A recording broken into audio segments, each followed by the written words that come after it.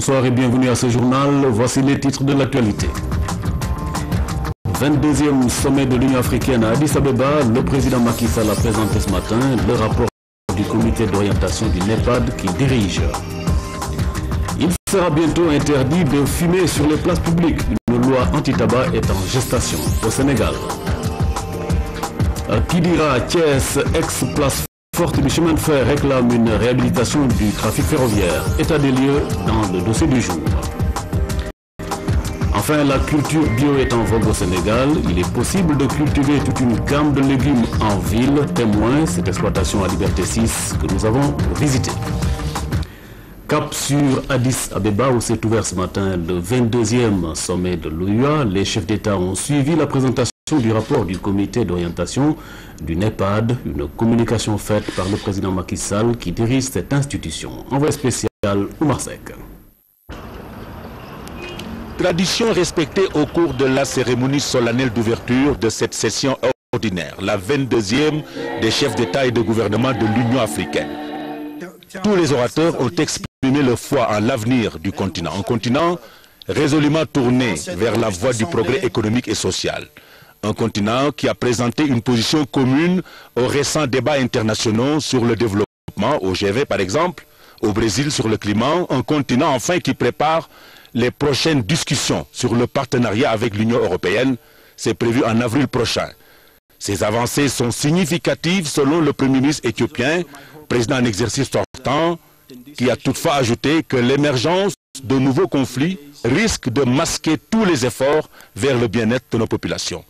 Le président mauritanien, lui, a été élu nouveau président en exercice de l'Union africaine. C'est le groupe d'Afrique du Nord qui bénéficie ainsi du système de rotation et la Mauritanie était inscrite dans ce groupe. Le président mauritanien s'est engagé à œuvrer pour le maintien de la paix et de la démocratie dans le continent. Signalons que 2014 a été proclamée année de l'agriculture et de la sécurité alimentaire en Afrique. La photo de famille, image d'une tournée qui s'achève sur une note africaine, ici à Addis Abeba, où le président Macky Sall a présenté à ses pairs les résultats du sommet des chefs d'État sur le NEPAD. Au nom du comité, je souhaite insister ici sur la priorité absolue qu'il convient d'accorder à la gestion axée sur les résultats.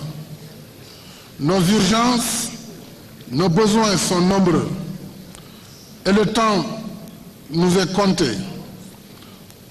Plus que jamais, tous nos efforts doivent être orientés vers la mobilisation des ressources et la réalisation des projets si nous voulons tenir les promesses du NEPAD. Au-delà de nos bonnes intentions, c'est surtout sur nos résultats que notre action sera jugée. Nous sommes trop en retard et trop pressés pour attendre. L'Afrique ne peut pas seulement se contenter d'être le continent du futur. Elle doit aussi se résoudre à être le continent du présent et se convaincre que le futur, c'est maintenant. C'est dans cet esprit orienté vers l'action et le résultat que le comité des chefs d'État a validé le rapport d'activité 2013 de l'agence du NEPAD ainsi que le plan stratégique du NEPAD pour la période 2014-2017 et donné mandat au secrétaire exécutif de l'agence de diligenter les actions idoines de mise en œuvre. J'encourage vivement le secrétaire exécutif à poursuivre ses efforts dans ce sens et il a été félicité pour l'occasion. Le comité a ensuite entendu la présentation du rapport du Forum pour le partenariat avec l'Afrique. Suite au débat sur ce point, nous avons demandé à l'agence du NEPAD de mener les consultations nécessaires visant à identifier des pays potentiels, membres du G20 et de l'OCDE, souhaitant faire partie du forum. Je voudrais également rendre compte au sommet qu'au titre de mes activités de président du comité d'orientation des chefs d'État et de gouvernement, du NEPAD, j'ai assuré la représentation de l'Afrique au sommet des BRICS, du G8 et du G20, successivement à Durban, Love-Earn et à Saint-Pétersbourg. À ces différentes occasions, mon plaidoyer a surtout porté sur la mobilisation des capitaux pour le financement des infrastructures dans un esprit de partenariat mutuellement bénéfique, alors que notre continent s'affirme de plus en plus comme un pôle de croissance et de développement. Au sujet des partenariats et face à la multiplication des initiatives et des sommets avec l'Afrique, il est temps, à notre avis, de faire une sérieuse évaluation des engagements de nos partenaires, mais également de rationaliser les modalités de représentation du continent aux différents sommets. Sur la stimulation de l'investissement et l'amélioration de la viabilité financière des projets d'infrastructure, le comité a entendu une communication de M. Carlos Lopez, secrétaire exécutif de la Commission économique, portant en particulier sur la mobilisation des ressources domestiques. Nous avons noté avec satisfaction la part de plus en plus importante des ressources internes de l'Afrique dans le financement des infrastructures, contrairement aux idées reçues. Le vice-président de la Banque africaine, au nom du président Kaberuka, a quant à lui axé sa présentation sur le rôle des banques de développement dans le financement des infrastructures régionales en Afrique. Le comité s'est réjoui du lancement du fonds Africa 50 comme mécanisme innovant de la BAD pour l'investissement dans les infrastructures. Nous estimons que cet instrument offre une nouvelle opportunité dans nos efforts de mise en œuvre des projets régionaux africains. Dans le même esprit, j'informe le sommet que la conférence de Dakar sur la mobilisation des ressources pour le financement des projets d'infrastructure du NEPAD, initialement prévue en décembre dernier, est programmée finalement pour la première quinzaine du mois de juin 2014. Nous mènerons les consultations nécessaires pour en fixer la date. La 31e session du comité d'orientation des chefs d'État et de gouvernement du NEPAD se tiendra à Malabo, en Guinée équatoriale, à la veille du prochain sommet de l'Union africaine. Je voudrais pour terminer exprimer toute ma gratitude aux collègues et à tous les participants à la session du comité. Prochaine étape, Dakar, où se tiendra justement le sommet sur le financement du NEPAD. Merci Omar Seck. Le remboursement des prêts permet aux autres demandeurs d'en bénéficier. C'est l'appel lancé dans ce sens aux femmes par le ministre de la Famille au cours du conseil interministériel de ce mercredi. Antassar a annoncé la mise à disposition d'un financement de 5 milliards pour les femmes et les jeunes. Fantabadji. La lutte contre les inégalités sociales reste une priorité de l'État du Sénégal. Ainsi, d'ambitieux programmes sont mis en œuvre par le gouvernement à travers le département de la famille pour lutter contre la pauvreté des groupes vulnérables.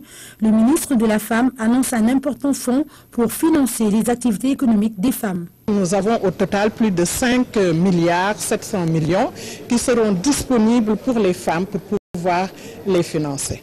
Antassar déplore cependant le non-remboursement des crédits souvent alloués aux femmes. Le ministre de la Famille invite les bénéficiaires à plus de conscience pour l'intérêt général. Nous demandons aux femmes de pouvoir rembourser, puisque pratiquement c'est des fonds revolving qui permettront à d'autres de pouvoir en bénéficier. Au-delà des lignes de crédit, des programmes sont prévus pour réduire les disparités sociales. Le plus imminent est le programme d'alphabétisation et d'apprentissage des métiers pour la réduction de la pauvreté. Il cible 10 000 femmes et des jeunes de moins de 15 ans. Pour un montant à peu près de 7 milliards. C'est un programme qui lutte contre la pauvreté à travers la prise en charge des enfants qui sont dans la rue, c'est-à-dire déscolarisés, non scolarisés ou ceux des Dara. C'est aussi la prise en charge des femmes en activité. Pour les professionnaliser, les femmes savent faire quelque chose, mais c'est peut-être le professionnalisme qui manque et une certaine organisation. Pour une mise en œuvre correcte de tout ceci, le gouvernement compte mettre à contribution l'ensemble des ministères concernés. Ce conseil interministériel est justement convoqué pour identifier les contraintes liées au programme d'appui aux femmes. Des mécanismes de coordination des actions vont être proposés pour l'efficience des programmes et par ailleurs espérer atteindre les OMD en 2015. Mbobos sera fermé et un centre d'enfouissement technique ouvert à Sindia. La fermeture de la décharge se heurte à des obstacles, tout comme l'ouverture du centre d'enfouissement technique de Sindia, qui ne rencontre pas l'adhésion de toutes les populations. Une rencontre interministérielle sur la question s'est tenue ce matin pour apporter des solutions à ces problèmes. Seydina Alunfal. Une bombe écologique. Elle sera bientôt désamorcée, car les autorités veulent fermer cette décharge située à Mbobos et ouvrir à Sindia, dans le département de Mbour, un centre d'enfouissement technique de classe 2. En clair, une décharge conçue pour le stockage des déchets en minimisant les risques de pollution ou de contamination de l'environnement. Aujourd'hui, nous sommes obligés de fermer la décharge de Mbobos, non pas seulement parce que c'est une condition de l'ONU, mais c'est aujourd'hui vraiment un véritable péril au point de vue environnemental pour les populations de Dakar et pour les populations effectivement du Sénégal. On pense que c'est la décharge sauvage de Mbobos qui va être transférée au niveau de Sindia. Ce n'est pas du tout le cas. C'est un centre d'enfouissement technique qui répond à un certain nombre de critères techniques, un centre d'enfouissement technique de classe 2, avec donc des aménagements qui sont faits sur place, avec un certain nombre d'aménagements qui permettent et qui empêchent justement l'infiltration de ce qu'on appelle le lexivia au niveau justement de la nappe phréatique. La date d'ouverture de ce centre n'a pas encore été retenue, mais les fonds sont disponibles grâce à l'accompagnement de la Banque mondiale.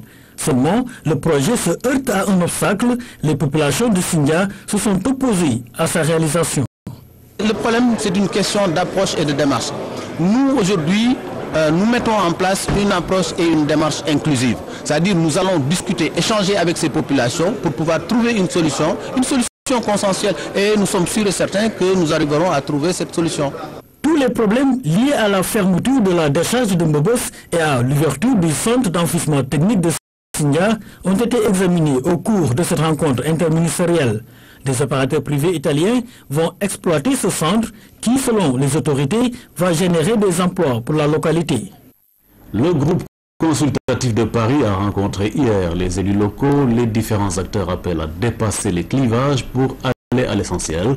Une présentation des projets avait été faite pour mettre tout le monde à niveau sur les ambitions du Sénégal pour un pays émergent. Youssouf Kaba. Les membres du groupe consultatif et les élus locaux autour d'une table pour parler du plan Sénégal émergent. L'essentiel pour eux est de conjuguer les efforts pour permettre au groupe consultatif de réussir sa mission afin qu'à l'horizon 2035, le Sénégal puisse compter parmi les pays émergents. Ce programme doit transcender les clivages. Il doit transcender les clivages et pour cela, il faut que le niveau d'appropriation soit très élevé.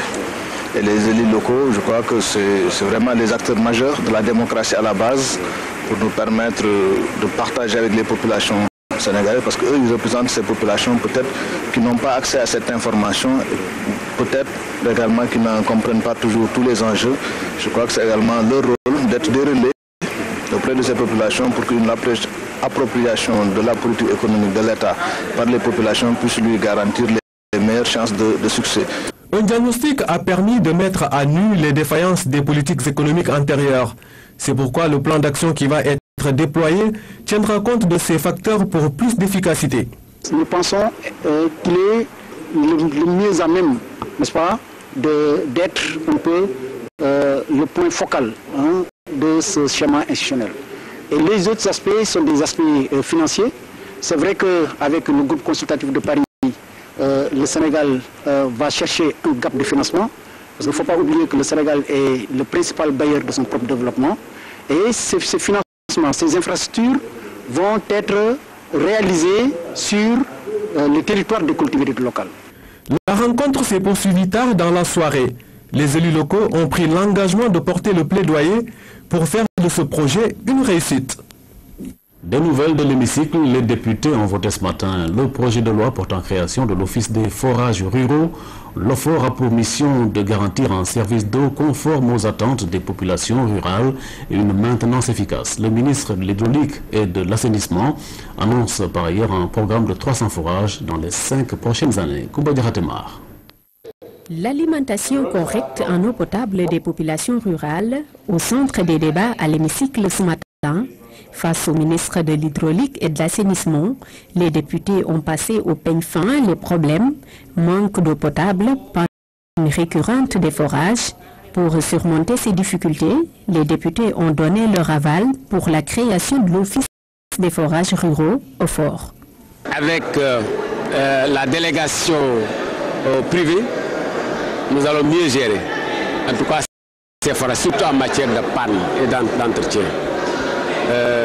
Puisqu'avec les lourdeurs administratives et le manque de moyens, la direction, la maintenance qui faisait beaucoup d'efforts quand même, mais n'arrivait pas effectivement à répondre à temps aux attentes des populations. Pour mieux répondre aux attentes des populations rurales, le fort doit améliorer la potabilisation et corriger les disparités en ce qui concerne l'alimentation en eau. On va corriger avec les 300 forages qu'on va donc introduire, mais également il y a des forages qui ont une capacité permettant donc de faire de plus d'adduction dans ces différentes localités.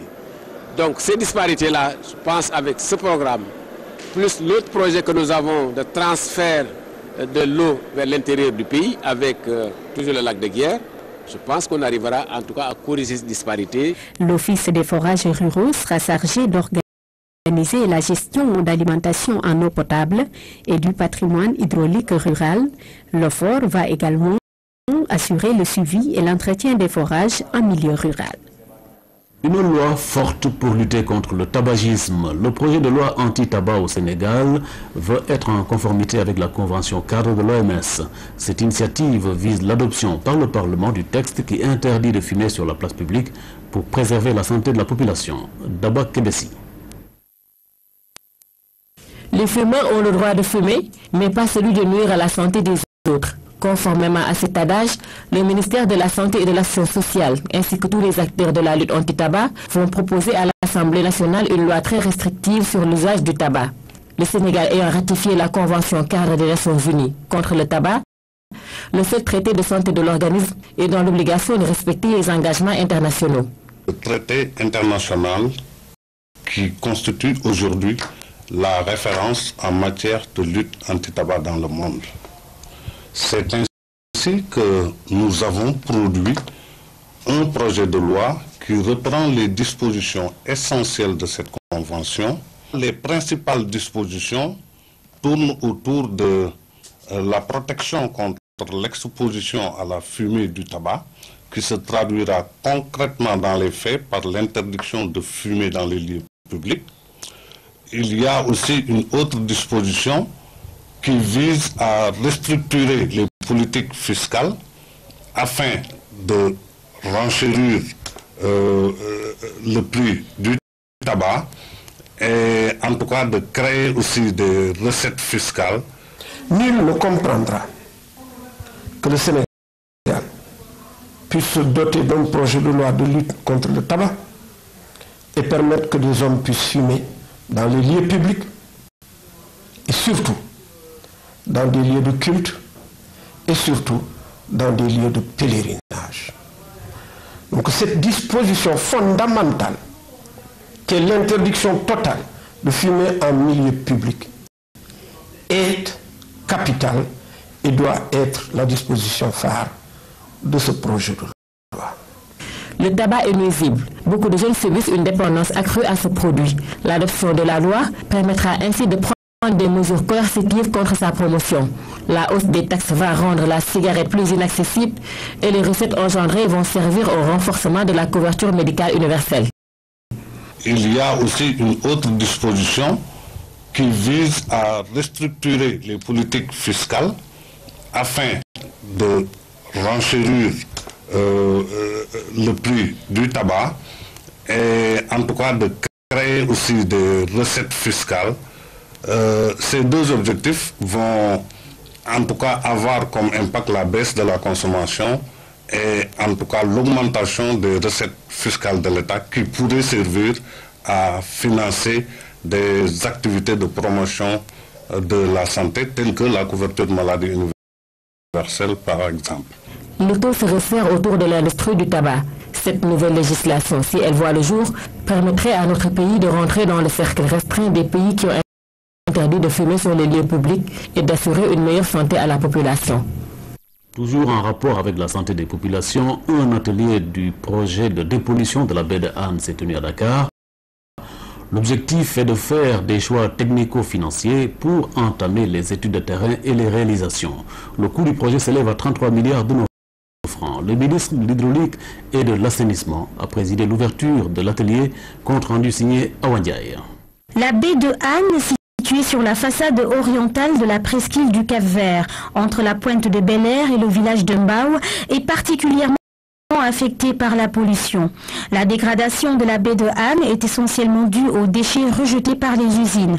La baie est aussi le réceptacle des eaux usées domestiques et des déchets solides. L'État du Sénégal a initié avec l'appui de l'Agence française de développement et la Banque européenne d'investissement le projet de dépollution de la baie de Han pour un financement de 33 milliards.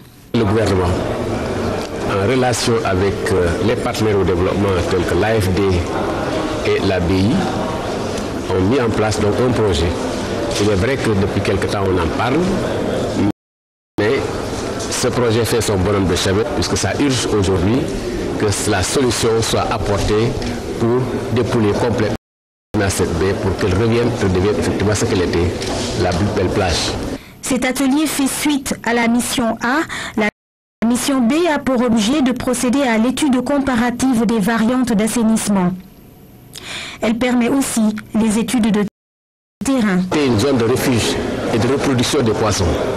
Aujourd'hui, à cette pollution, tous ces poissons-là sont partis et donc ça se répercute effectivement sur la production et des poissons. Donc sans compter maintenant ces nuisances autour des populations qui vivent autour de cette baie, toutes ces nuisances que ça a du point de vue de leur confort, mais également du point de vue de leur santé. Je pense que donc il est important quand même que des travaux soient faits dans les meilleurs délais. L'Office national d'assainissement du Sénégal et les équipes d'encadrement technique vont boucler les études pour entamer les réalisations. Le projet consiste à mettre en place un système d'assainissement collectif couvrant les communes de Han Bel-Air, Dalifort, Thiaroye-sur-Mer, Sicap Mbao et Mbao. Le 4e forum de l'éducation pour l'emploi, l'EPE, s'est tenu ce matin. Le ministre de la formation professionnelle, de l'apprentissage et de l'artisanat, en partenariat avec l'Association des collèges du Canada, vont partager leur expérience sur la question de la formation professionnelle et technique, ainsi que sur la question de l'emploi des jeunes. Thème retenu pour cette année, 4e édition, l'autonomie des établissements de formation professionnelle et technique. Safoura Sow. Ils sont experts dans l'enseignement technique et dans la formation professionnelle. Ces chefs d'entreprise et membres d'organisations syndicales retrouvent leurs pairs des collèges communautaires du Canada. L'objectif de la rencontre, partager leur expérience et leur expertise afin d'améliorer la qualité de la formation et surtout l'orienter vers le marché du travail. Et chaque établissement pourra se réorienter ou capitaliser d'autres expériences pour s'enrichir et améliorer ses pratiques. On peut se réjouir des résultats atteints, dont 17 programmes qui ont été développés, 228 formateurs formés, 76 chefs d'établissement et de représentants du ministère qui ont été formés et finalement, et non le moindre, 605 étudiants formés. Ces établissements se doivent d'abord d'assurer une formation qualifiante aux apprenants et ensuite répondre aux priorités des localités respectives. D'où le thème de cette année, l'autonomie des établissements techniques et professionnels. C'est une forme de partage avec le Canada pour voir qu'est-ce qu'il faut s'appliquer dans le cadre sénégalais, dans le contexte du tissu industriel sénégalais, dans le contexte de la recherche d'émergence du Sénégal, qu'est-ce qui pourrait le mieux s'adapter à nos structures de formation professionnelle et technique pour que, une fois encore, l'objectif global, c'est cette flexibilité de l'offre de formation professionnelle et technique. Les autorités du ministère sont réjouies de cette coopération qui participe de la volonté du chef de l'État, à savoir la réforme du secteur de la formation professionnelle. La question de l'autonomie des établissements de formation professionnelle a fini d'être un sujet de débat sur les stratégies d'amélioration de la qualité et la pertinence de la formation pour devenir une option forte, la réforme du secteur, un défi des plus complexes que les établissements de formation doivent relever. Ces panélistes issus de l'enseignement technique et de la formation professionnelle des entreprises et organisations patronales vont partager leur expérience pour développer le secteur. Ensemble, ils tenteront de régler l'épineuse question de l'employabilité des jeunes. Place à notre dossier sur le rail. Kidira est une ville frontalière, un carrefour de chemin de fer, mais l'entretien de la voie ferrée est une exigence. À Kidira, les populations demandent le retour du train express Dakar-Bamako. Les cheminots déplorent également leur traitement salarial. Cheikh Bambagay. Kidira, à la frontière malienne, la ville carrefour est fréquentée par les gros porteurs. La cité est propice au commerce, mais elle l'était encore plus du temps de l'existence du train express Dakar-Bamako. À la gare ferroviaire, le train de marchandises est en train d'être préparé avant de prendre la direction de Dakar. Ici également, le rail est défectueux entre Kidira et Tamba sur une distance de 185 km. Le train fait 9 heures à 12 heures de temps, soit une vitesse de 20 km/h, sans compter les déraillements. Des fois, tu t'aides même. C'est en termes techniques. Des fois, tu t'aides pour des éclisses. Bon, deux ferrailles qui relient les voies. Tu mets un boulon pour pouvoir passer. Le compteur est obligé de faire le travail des MR, de tout le monde. À la gare, ces magasins qui ont tous fermé illustraient le développement des activités commerciales. Tout est réduit au silence. Cette mère de famille a déménagé en ville pour continuer ses activités. Maintenant, il n'y a plus de clients parce que les gens voyagent en bus et ne s'arrêtent pas pour manger. Nos activités marchaient bien, les pères de famille n'étaient pas fatigués. Les bus continuent directement sur Dibouli. L'existence du train express facilitait le déplacement des populations des deux côtés. J'ai commencé de venir ici par train en 1974, par le train voyageur. Je suis parti à Caille par le train voyageur.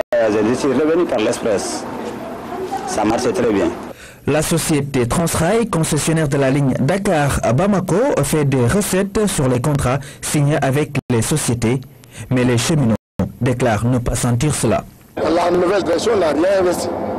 Il est venu pour exploiter, mais il n'a rien investi. Il nous a approuvé de tous nos droits pour les avantages qu'on avait. La nouvelle direction a tout. Il est en train de gagner le petit à petit tous les avantages. Il a diminué pour un travail qui te fait au moins 80 heures par mois. Il dit qu'il n'a payé que les 20 heures par mois. En plus de cela, ils ont jugé leur salaire trop bas. Même tous les compteurs qui conduisent les trains là ne sont pas au même grade. Ils devraient être au même grade. Et même que les services de sécurité. C'est partout. Malgré toutes ces difficultés, on garde quand même le sourire pour se défaire du stress quotidien.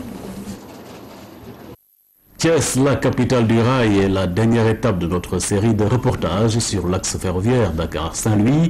Jadis plaque tournante des transports ferroviaires, Thiès assiste impuissante à la disparition des derniers symboles de sa riche histoire ferroviaire. À Thiès, Alun Badarakan.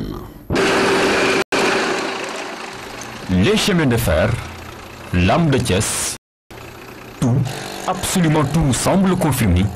Thiès est une ville de cheminots, des cités aux monuments à leur couloir, la capitale du rail porte bien son nom.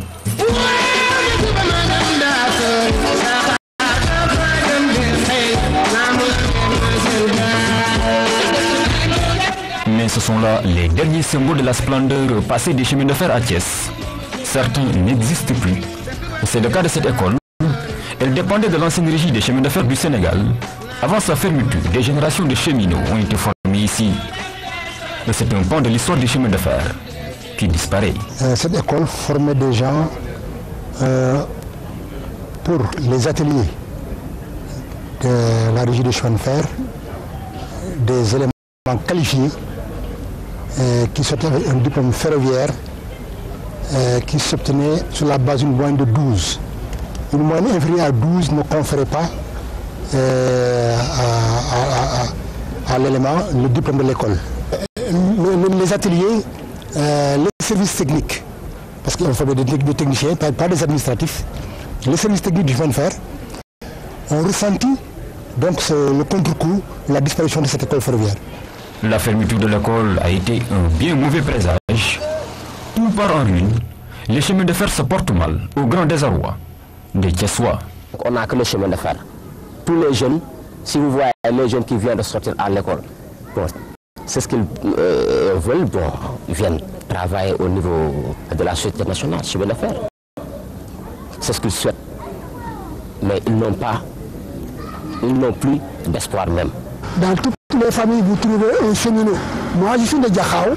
Le quartier de Diakhao, c'était presque toutes les familles de cheminots. Même ma famille, c'était une famille de cheminots. Mais aujourd'hui, avec la mort du chemin de fer, on ne se retrouve plus. Pour les plus anciens, ces hommes qui ont tout donné au chemin de fer, cette situation est tout simplement inacceptable. Le chemin de fer qui était construit de Dakar à Bamako, avec les voltaïques, il y a combien de morts? Pour traverser la Aloukani, ils ont perdu combien d'hommes? Tout ça, ça va disparaître un jour. Non, non. Non. Ça nous fait mal. Et nous demandons à l'État, de faire revivre ce chemin de fer. On peut pas sa disparition. C'est un monde qui s'écoule. Un demi-siècle à peine après le combat glorieux des cheminots contre la tyrannie coloniale lors de la fameuse grève de 1947 à 48. Cheminot, fils de cheminot, témoin privilégié, Mamadou Gueye a vu son père Ibrahima Gueye Jacques mener avec succès la grève aux côtés des luttes syndicalistes. Ibrahima Sarr. Le blanc, en ce moment-là, pensait que tout noir était bon pour la guillotine. Les droits, ils s'en fichaient pas mal. Alors que nous avions des droits à réclamer. Ils n'ont pas voulu le faire. Nous leur avons montré de quel droit nous nous souffrions. Et ce qui a amené la grève, les cheminots de toute la grève étaient solidaires et unis derrière le responsable unique qui était Ibrahima Sarr. Et ils ont su mener cette grève-là. Cette période était véritablement l'âge d'or des chemins de fer. Malheureusement, on n'a pas su préserver ce legs. Et pourtant, l'économie du Sénégal en a bien besoin. Si on reprenait le train, toutes ces gares ouvertes, les gens, on leur donne les moyens de cultiver ce qu'ils ont à cultiver, de faire leur travail au niveau de leur localité, de pouvoir le revendre au niveau des trains, mais le développement va se faire sur peu de temps.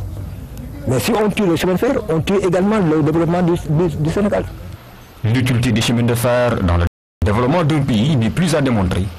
L'heure est donc venue de réhabiliter ce patrimoine national, ce formidable outil de développement, et de remettre les trains sur les rails. Reportage signé Aline Badara Khan. Le dynamisme du chemin de fer à Thiès s'expliquait en partie par l'organisation sociale des cheminots. Trois cités ont joué un rôle important dans l'évolution du secteur. Parmi elles, la cité pilote. Comment elle fonctionnait et qui sont ses habitants? Eric Nimadi a réveillé l'histoire. Construite en 1948 pour abriter des cheminots, la cité Maurice Pilot était constituée de blocs de ce type, 80 villas de différents standings qui faisaient la fierté des occupants. Ma famille habite à la cité Pilot depuis avril 1955. Depuis avril 1955, j'y habitais avec mon père, ma mère, mes frères et sœurs. Nous avions des services d'astreinte, des gens qui travaillaient par des brigades, des conducteurs de train, des contrôleurs de train. C'est des gens-là, ils bougeaient souvent. Comme on devait toujours la main sur eux, il fallait trouver des logements. Voilà ce qui motivait le logement, la construction de ces logements. Pendant de longues années, ces travailleurs du chemin de fer et leurs familles ont vécu dans ces bâtiments de type colonial, sans trop de difficultés. À l'époque, on ne pouvait pas rêver mieux, surtout pour des cheminots de leur rang. Tous les cadres du chemin de fer qui avaient eu l'avantage d'avoir une famille un peu nombreuse bénéficiaient de ces logements-là. Les gens croyaient qu'on était un peu supérieur à nos frères qui étaient des auxiliaires. Alors que c'est un faux problème. Le raisonnement était un peu difficile. Pour faire quoi à ces gens-là? On ne sait pas supérieur. Seulement que le problème de diplôme, l'équivalence, gens-là qui étaient des manœuvres, d'autres étaient des petits emplois. C'est tout ça différent, c'était ça. Sinon, c'était des gens qui travaillaient très bien. Aujourd'hui, cette belle époque est bien révolue. La donne a beaucoup changé. Avec la privatisation de la régie des chemins de fer intervenue entre-temps, beaucoup ont quitté les lieux pour diverses raisons. Plusieurs ont vendu leur maison pour aller vivre ailleurs. Pour ceux qui sont restés, ils s'adaptent au changement de milieu. Ça nous fait très mal au cœur. Vous savez, nous sommes trop nostalgiques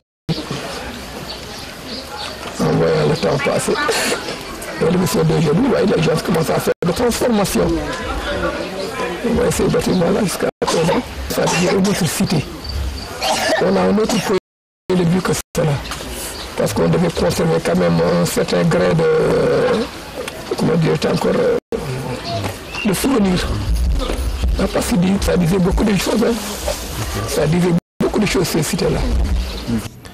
Malgré les difficultés quotidiennes, ces anciens mécaniciens et conducteurs de train ont su garder la solidarité qui les a toujours liés. Nous sommes à l'ancienne gare de Thiès-Caille. Ici se trouve le magasin de ravitaillement des cheminots à la retraite de Cité-Pilot et environ. Un exemple de solidarité entre ces ex-camarades de travail. Le ravitaillement se fait mensuellement. Et à chaque fois que nous organisons en même temps, à partir de centrale, des opérations de tabaski, de korité, de tout ce qui se rapporte aux différentes fêtes, aussi bien musulmanes que même catholiques. Aujourd'hui, la cité Pilot, au cœur de la ville de Thiès, ressemble à la plupart des quartiers populaires de la capitale du rail. Des rues spacieuses, bordées de villas plus ou moins nantis, un décor qui a visiblement changé l'identité de la cité. Cette même menace plane sur la cité Ibrahima Sarr, plus connue sous le nom de cité Balabé, autre lieu symbolique de l'histoire des chemins de fer à Thiès.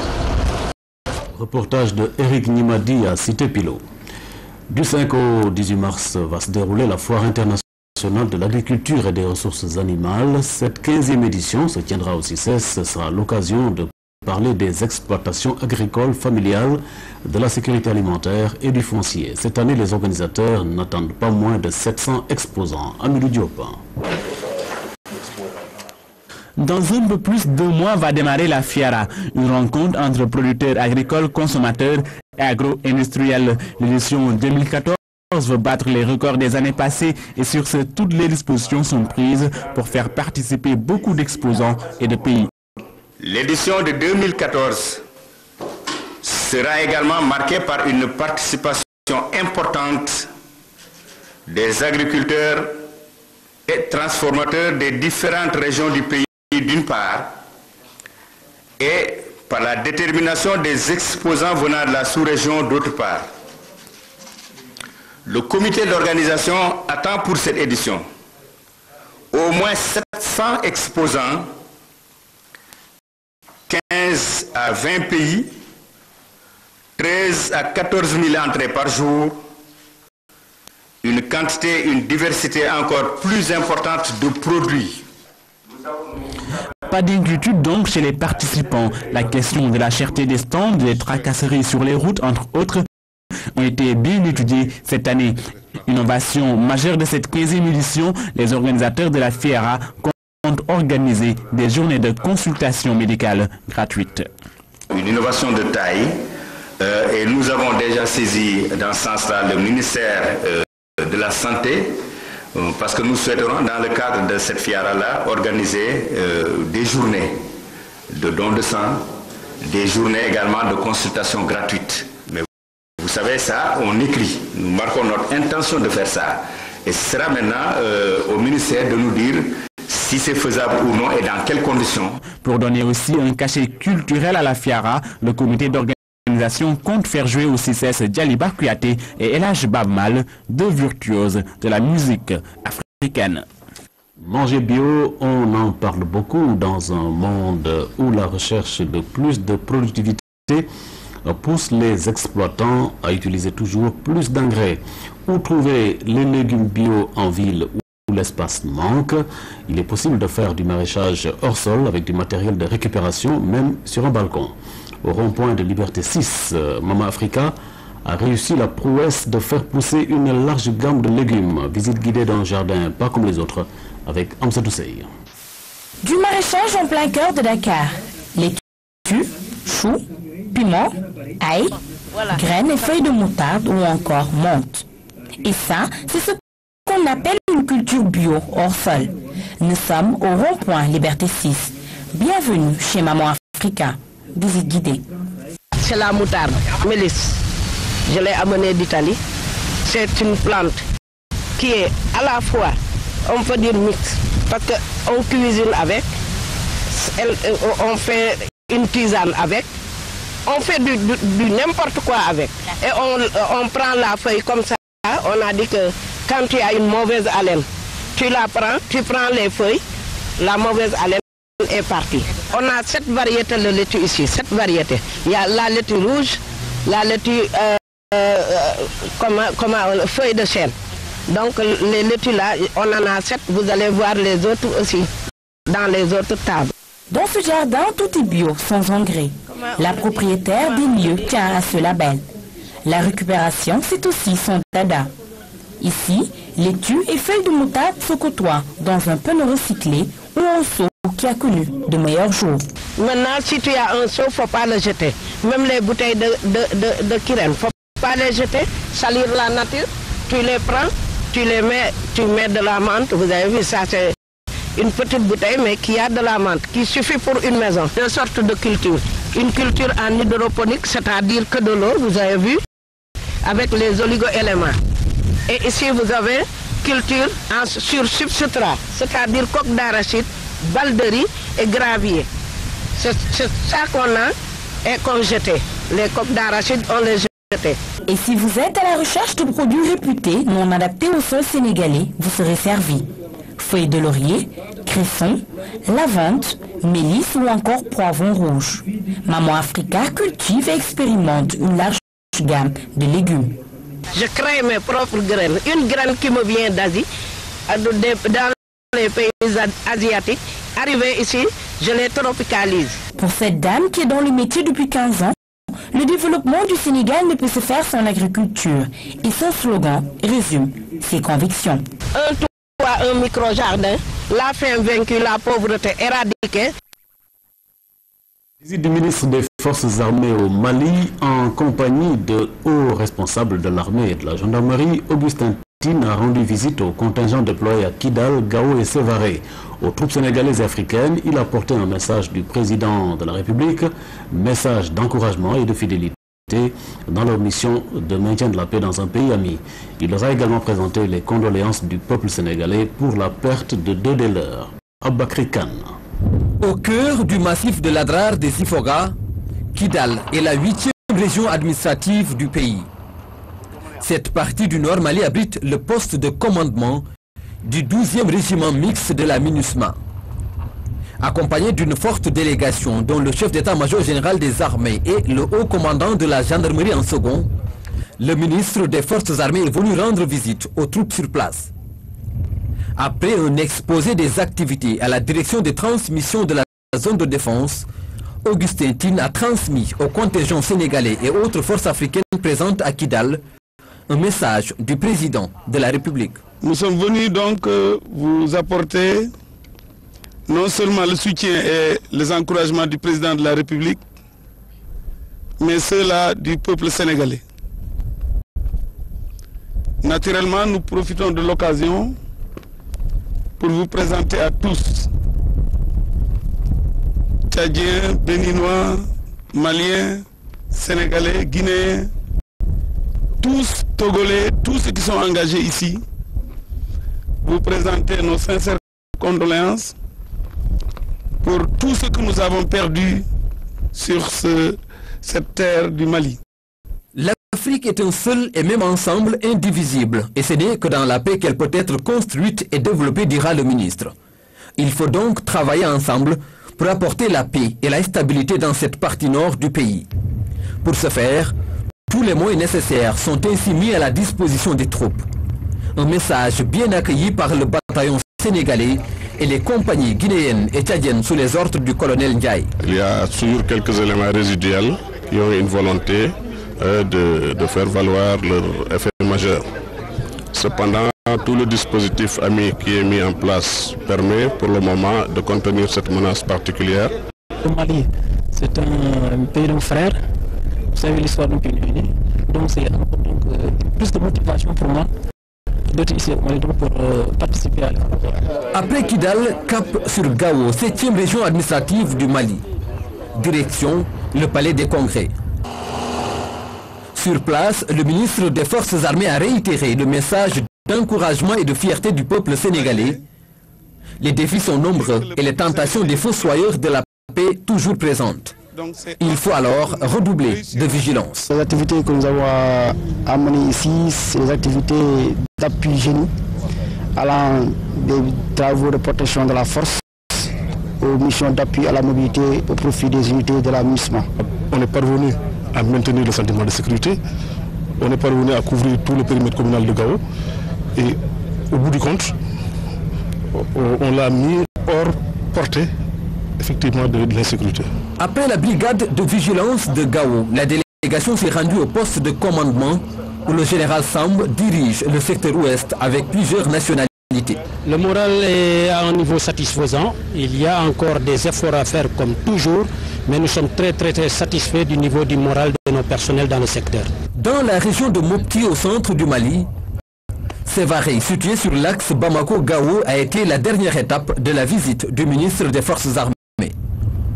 À la compagnie d'artillerie déployée sur place, Augustin Tine a transmis le message du chef de l'État. Le Sénégal est plus que jamais déterminé à soutenir les efforts entrepris pour la stabilisation du Mali. L'Espagne, un marché touristique potentiel pour le Sénégal, une raison bien simple pour le ministre du Tourisme et des Transports aériens de prendre part au Salon international de Madrid, le FITUR. Pour une gestion efficace de ce secteur porteur de croissance, Oumar Gueye a entrepris de développer le e-marketing à travers des outils d'analyse, des suivis des flux touristiques et d'évaluation de politique, des indicateurs indispensables dans la nouvelle politique touristique du Sénégal. Envoyé spécial en Espagne, Ibrahima Diallo.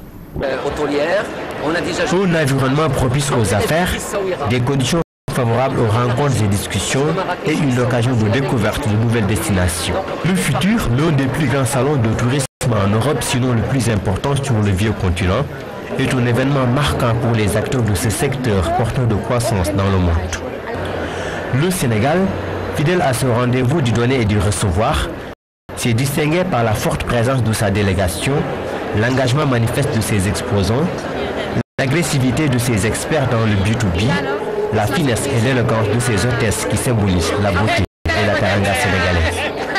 Une représentation diversifiée qui renseigne sur la volonté et l'ambition des pouvoirs publics de vendre la destination Sénégal. C'est un salon très important qui reçoit des milliers de visiteurs, des professionnels du tourisme, des professionnels du transport aérien. Et pour nous, compte tenu de la nouvelle dynamique que M. le Président de la République veut impulser au tourisme, notre présence ici est tout à fait nécessaire. Des engagements ont été pris pour vendre cette destination, faire des prescriptions pour les prochaines saisons. Nous pensons qu'à partir de la saison prochaine, nous allons obtenir de l'Espagne beaucoup plus de touristes que nous avons reçus jusqu'à maintenant. 2 vols par semaine, la compagnie aérienne Pinter, établie aux îles Canaries, projette de passer à 3 vols réguliers. Une nouvelle licence qui vient ainsi renforcer la politique de redynamisation du transport aérien. Maintenant, avec 3 vols, on ouvre plusieurs alternatives. Donc, on peut faire des combinations entre one way, round trip, où on peut faire aller-retour pendant la semaine avec 2 options différentes. C'est vrai que c'est une route qu'au début, on pourrait dire que c'est professionnel pour commencer, mais on aura avec 3 fréquences la possibilité d'essayer de développer la part touristique. Cependant, l'absence d'indicateurs d'analyse, d'évaluation et de suivi des politiques publiques en matière de tourisme, secteur prioritaire pour le Sénégal, constitue un handicap dans le développement du tourisme. Pour corriger ces défaillances, le Sénégal a pu décrocher le soutien technique de l'Organisation mondiale du tourisme. On a envoyé une requête à l'OMT pour nous aider à mettre en place ce système de gestion moderne des arrivées des touristes et pour avoir donc des documents très fiables en termes de statistiques. Le tourisme apporte beaucoup pour notre économie. Ce système donc des comptes satellites également est un important projet sur lequel nous comptons avec l'OMT, avec son concours pour pouvoir mettre cela en œuvre. Cette rencontre entre le ministre du Tourisme et des Transports aériens et les partenaires techniques et financiers concrétise ainsi la volonté du Sénégal de relancer son tourisme et d'en faire un secteur émergent. Le Niger s'inspire de l'exemple sénégalais en matière de pèlerinage. Une délégation nigérienne séjourne en ce moment dans notre pays. Elle a visité plusieurs sites aménagés à cet effet. Synthèse Mansour Sow. Au commissariat au pèlerinage au lieu saint de l'islam, des hôtes de marque en cette matinée. Une délégation du commissariat à l'organisation du Hajj et de la Oumra nigérienne rencontre leur homologue sénégalais. Objectif, échanger sur l'organisation de ce voyage au lieu saint de l'islam. Échange, je dis, c'est un enrichissement mutuel sans s'appauvrir. Oui, c'est un échange. Ils nous disent, il y a des solutions que nous avons peut-être trouvées et qu'ils vont adopter. Il y a des solutions à certains problèmes particuliers qu'ils ont trouvés et que nous allons adopter. C'est ça l'échange en définitive. C'est s'enrichir sans s'appauvrir. Nous avons discuté de certains points. Et ces points concernaient surtout l'organisation du Hajj. Comment améliorer les prestations dans certains domaines. Parce qu'au Niger, notre institution vient d'être créée il y a à peine. Nous avons organisé, c'est la première édition du Hajj en tant qu'une institution. L'exemple sénégalais en matière d'organisation du Hajj reconnu à travers la sous-région. Les autres du jour comptent s'en inspirer. Nous avons beaucoup apprécié. Il y a au cours des échanges que nous avons eus d'hier à aujourd'hui, nous pensons que nous allons capitaliser beaucoup d'expérience du Sénégal pour aller de l'avant dans l'organisation du Hajj au Niger également. En matière de transport, en matière d'inscription des pèlerins, en matière de suivi médical des pèlerins également, nous avons vraiment estimé que ce sont des expériences qu'il faut capitaliser. Après le commissariat au pèlerinage au lieu saint de l'islam, cap sur le hangar, puis la salle d'embarquement des pèlerins. Partout où ils sont passés, ils ont eu droit à un exposé sur le système d'organisation du Hajj dans notre pays. Le ministère de la Communication et de l'Économie numérique honore ses agents et ceux de ses services rattachés.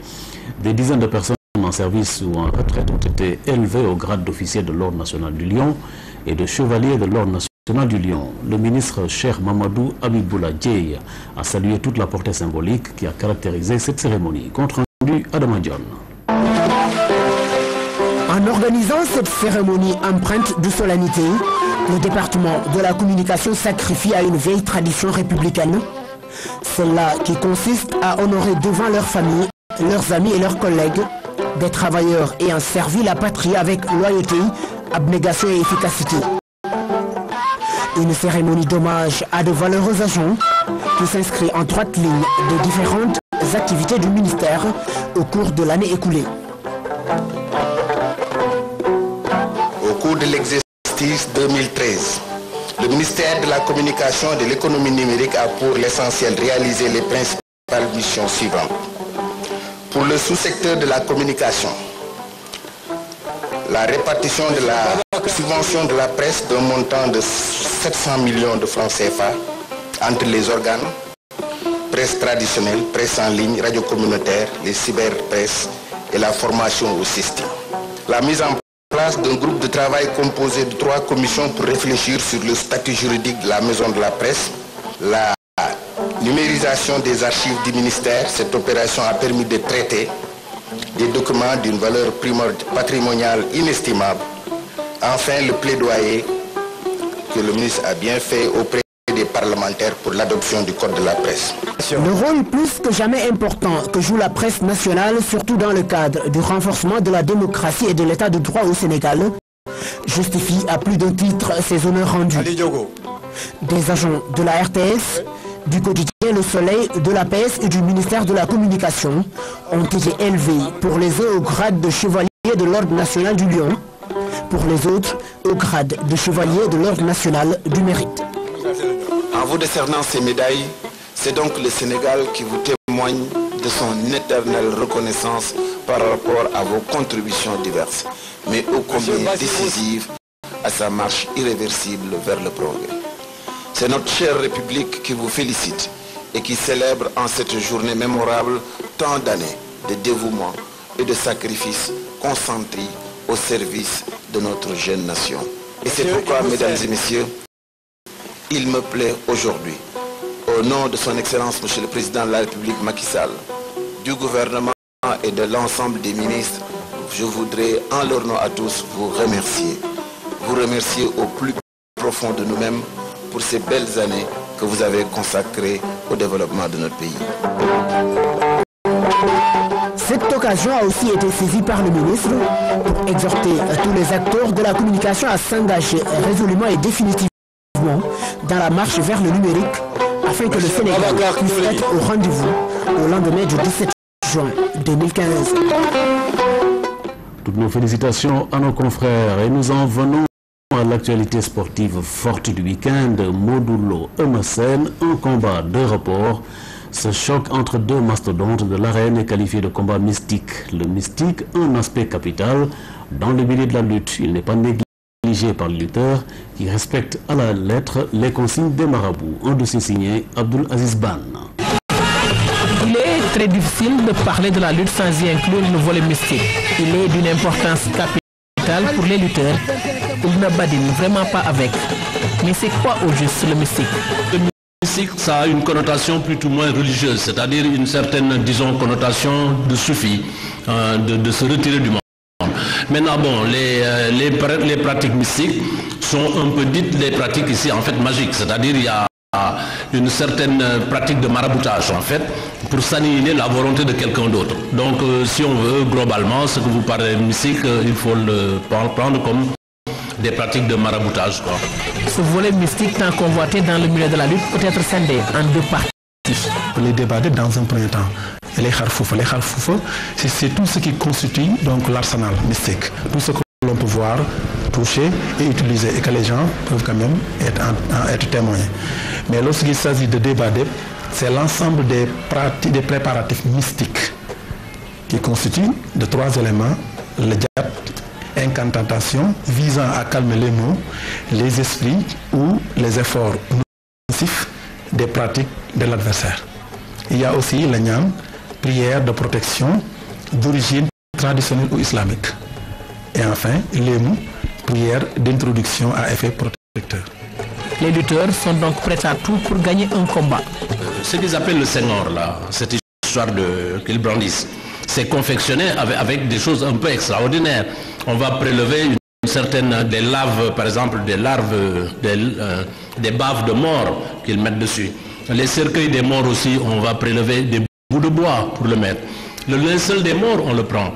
Il y a quelqu'un qui m'avait avoué que le vendredi, par exemple, il guette les morts dans les cimetières pour aller enlever les linceuls pour faire dans les nguembes.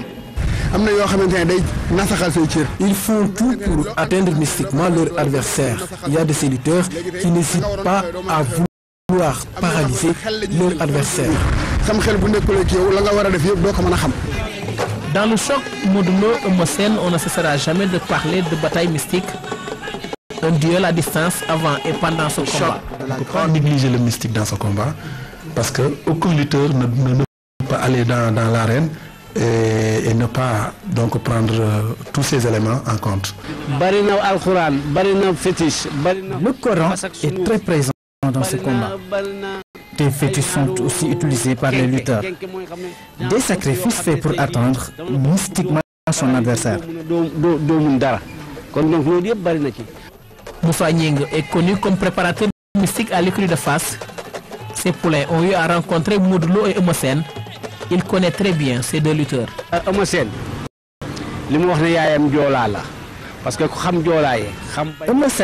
sa maman est Diola, une ethnie qui connaît et pratique beaucoup la lutte. L'aspect mystique est appliqué à la lettre. Modou Lo est un Serer, une haute ethnie qui vit de lutte. Les deux adversaires sont très bien entourés en ce qui concerne les pratiques mystiques. Sur le plan mystique, préparer l'âme. Toutefois, ces acteurs de la lutte sont d'avis que pour gagner un combat, c'est donc toute une chaîne. Le mystique n'est qu'une infime partie. Il y a le mystique, mais il faut savoir que le courage, la force et la détermination gagnent un combat.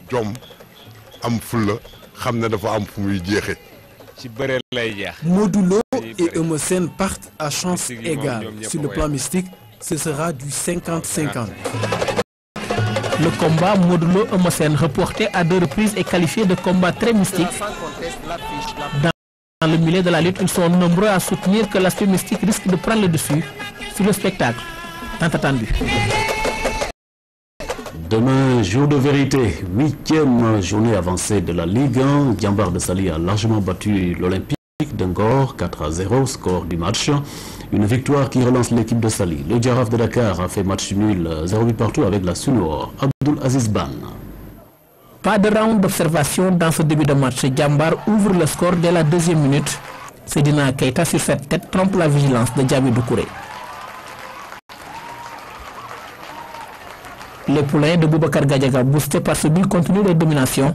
20e minute, Pape Dioum Sow double la marque. 2-0 à la pause.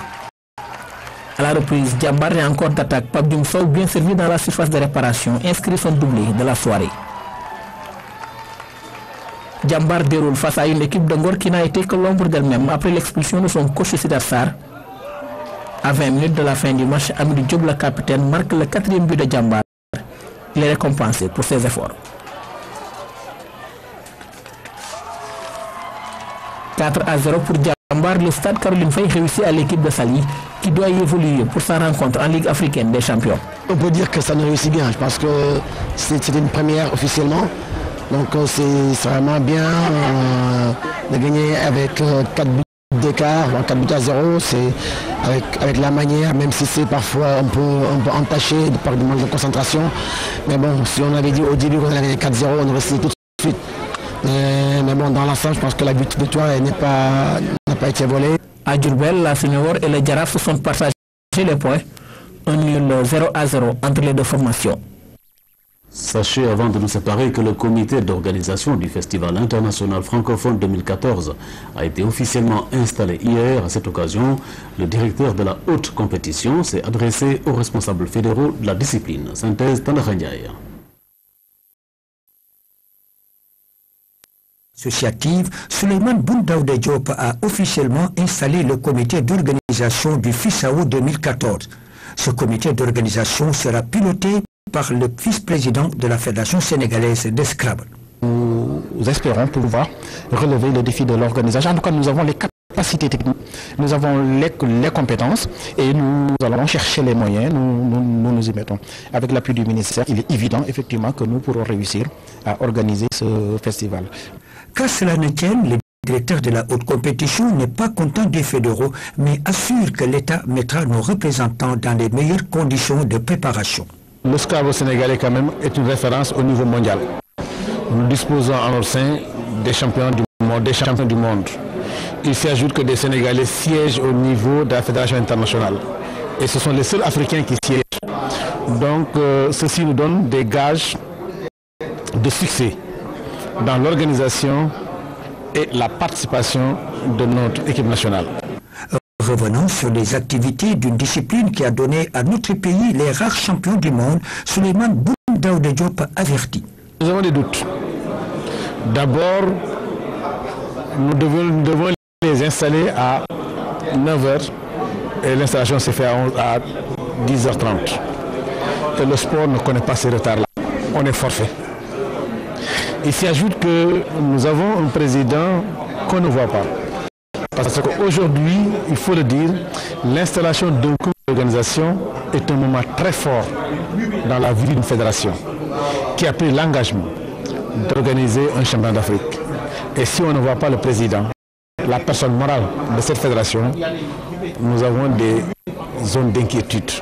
Reste maintenant à partir sur de nouvelles bases et préparer sérieusement ces joutes qui pointent à l'horizon.